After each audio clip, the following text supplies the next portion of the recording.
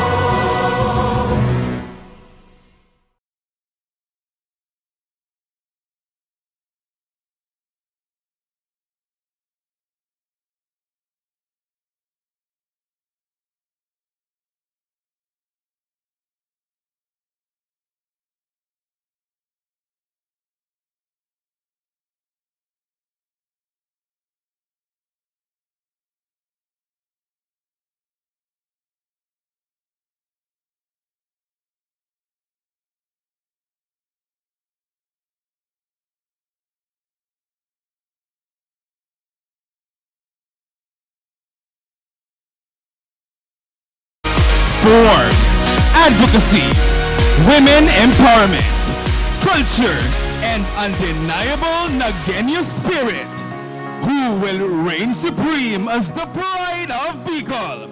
let the spectacle, glitz, glamour, and beauty with relevance unfold. Live from the atrium of Robinson's Place, Naga City, this is the Miss Bicolandia 2025 public presentation.